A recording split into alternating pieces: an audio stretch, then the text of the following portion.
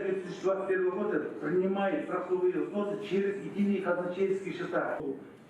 Страховым взносам и трудовым отношениям, которые заменит филиалы, которые стоят на учете, как плательщики подоходного налога, они также просто регистрируются и получают регистрационный номер социального фонда. Вы же понимаете тогда, что вы идете вразрез с налоговым кодексом? Добрый день, редакция Барс Медиа. Хочу озвучить вопросы наших читателей. Попросили задать нас. По поводу ЭЦП хотел задать, то есть электронной цифровой подписи. Знаем то, что ЭЦП на каждый вид, так сказать, отдельно надо приобретать. Есть ли возможность сделать единую ЭЦП для одной компании, там, на госзакупки одну и, соответственно, на все, чтобы было единое? И будет ли антимонопольный комитет регулировать цены на ЭЦП и здоровую конкуренцию на рынке? Потому что сейчас буквально 2-3 компании занимаются изготовлением ЭЦП. Будет ли здоровая конкуренция и вообще будет ли антимонопольный комитет это все регулировать?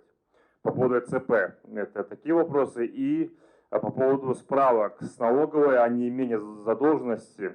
То есть когда тендер проводится, соответственно, госзакупки, справки выдаются о неимении задолженности, но когда проводится частный тендер, соответственно, этих справок, как мы знаем, не выдают. Соответственно, как быть во время проведения частного тендера? Спасибо. По первому вопросу по поводу электронных подписей. Этот вопрос у нас давно обсуждался, еще года 3 назад он очень активно муссировался, когда стоимость ЭЦП достигала 3,5-4 тысяч сом. Потом в позапрошлом году в Госкомитете информационных технологий и связи были разработаны требования к так называемой облачной электронной подписи, после чего у нас на рынке появились облачные электронные подписи. Стоимость электронных облачных подписей она значительно ниже, нежели вот такая классическая на токенах. Выдачей облачных электронных подписей у нас на сегодняшний день активно занимается государственное предприятие Инфоком. В целом у нас на рынке на сегодняшний день есть 3 подчиненных удостоверяющих центра. Это Достек, UBR, это частные компании, и одно госпредприятие Инфоком.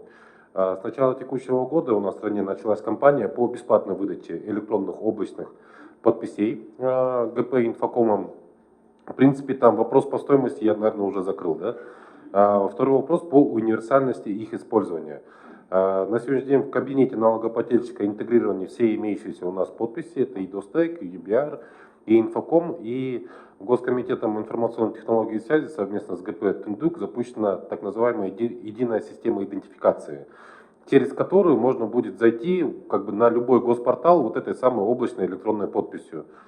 По поводу тендеров, то что справки, государственный портал государственных закупок, он посредством СМЭФ Тындук интегрировался к нашей системе, получает справки.